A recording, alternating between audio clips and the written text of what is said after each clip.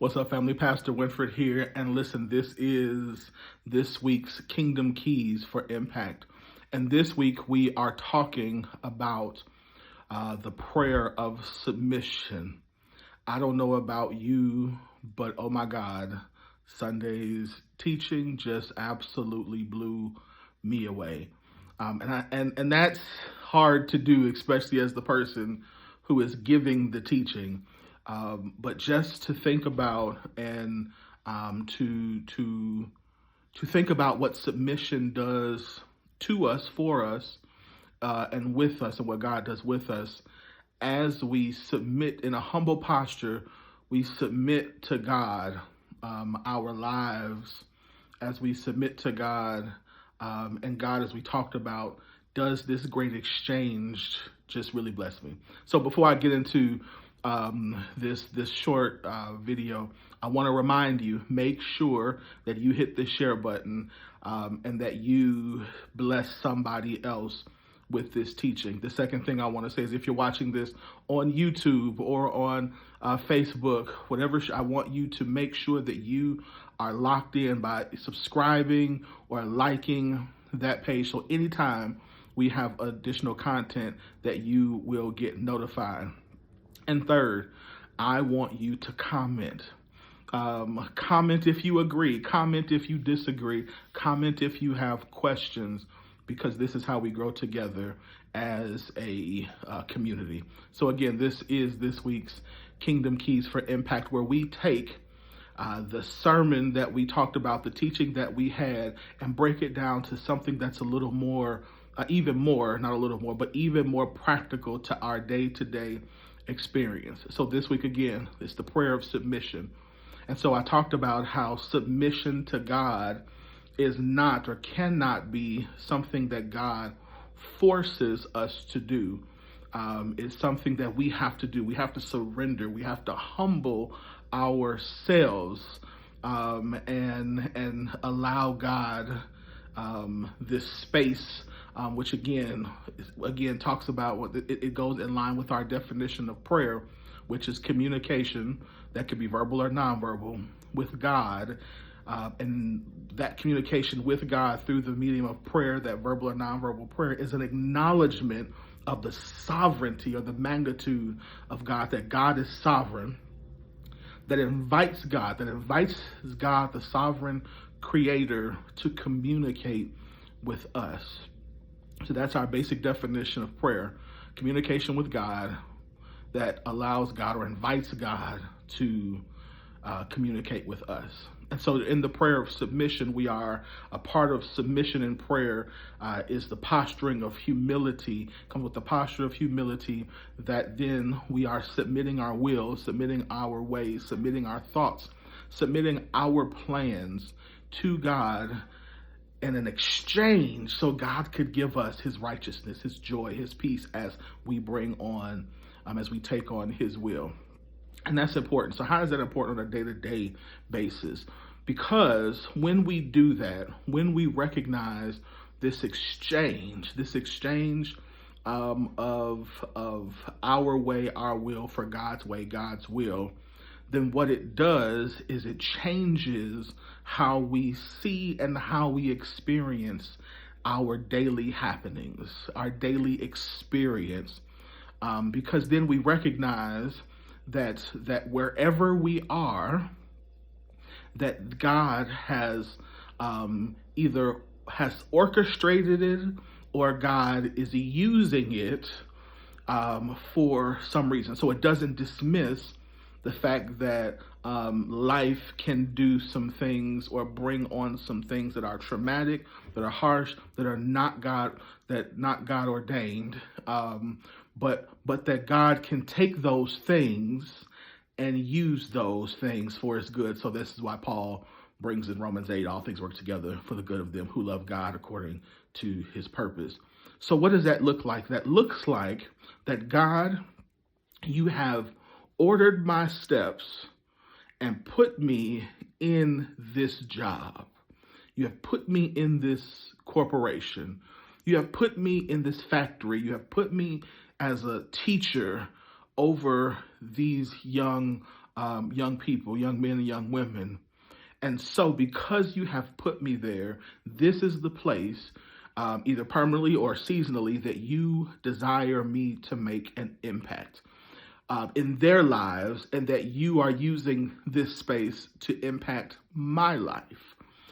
Because I believe that the place God has us is supposed to not only be a place that God uses for us to bless, but that God blesses us. And by blessing, I'm referring to the blessing of presence, of God's presence, of community, the blessing of, yes, prosperity. And we'll get into this Sunday a broader definition of prosperity, but of prosperity.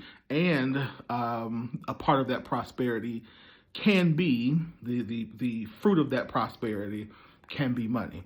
And so all of those things are inclusive. And so that God is doing that. So that brings me that. Plus it brings me a greater revelation of who God is, who I am in God, and how I can greater impact the world, my community, through this revelation of knowing who I am in God and who God is in that community. So I think that once we realize that, then what happens is we then begin to look at every experience through the life of opportunity and through the lens of, God, what is the impact that you desire to have, and what is the way that you desire me to be a part of the renewal of this space, of this part of creation.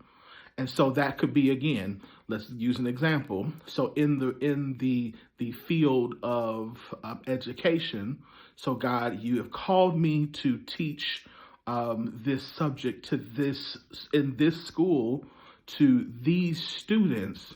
And I recognize that a part of this system is broken, in that the students who I am receiving are not just, they don't just need this math or reading, but they also need to experience your love. They also need to experience your peace.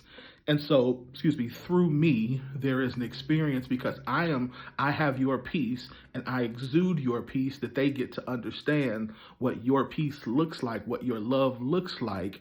I recognize that my system is not properly using money. So God, is there a strategy for me that you would want me to impact the financial way that this place is using money? Have you called me here to be a coach of the football team, so I can impart your wisdom into young men? So now these are ways, tangible ways, that we impact the culture, that we impact the community, so that the glory of God is revealed to those who are in this community. And so that's what it means to have impact. That's what it means that as we submit our lives, as we submit our ways, as we submit our bodies, or Paul says, as we become a living sacrifice, holy and acceptable unto God, which is your reasonable service, that we then begin to take this on. And because we are submitted to it, this is what I said Sunday, as I said that what God does is, again, is he exchanges. Not only there's an exchange, but there's also a promise. And so this promise is that as we walk with God in the will of God, that there is his protection. This promise is that I will provide, that I will keep you safe, that I will keep you in perfect peace, that I will be with you always, that we get to have those things become more alive and revealed and manifest. So again, the glory of God gets to be revealed through us, in us, into our community, as we submit ourselves to God. So once again, I want to encourage you, if you do not daily pray the prayer of submission, or a prayer of submission, or pray a part of your prayer of as submission to God, I encourage you to do that, because again, sometimes for some of us, we need to daily do it because it's something that we're not used to, and because our mind has to consistently be renewed. Some it doesn't, but that's something that you and the Spirit of God in you can reveal to you. But we need to be sure that, again, that God guide my words, guide my direction, guide my feet, order my steps in your word, dear Lord, is as the song says. So I hope this helps you. I hope this encourages you. I hope it helps you to see even more how the prayer of submission, how submitting to God, how posturing ourselves, how this helps us to become a greater person of impact in our daily lives. And imagine we translate that again into our marriages, into our community groups that we're a part of, to our nonprofit organizations, to how we deal with our neighbors, to how we deal with our children. All of that is a part of the prayer of submission. So it's not just at work, it's in every area of our lives. And when we do that, again, God, the glory of God is revealed in us, to us, and through us. Again, if you haven't hit the share button, do that. Like, comment, and I will see you hopefully this Sunday in person or online for 27 Maple Avenue here in Holland, Michigan, as we end our series on prayer this Sunday. I'll talk to you later. Bye.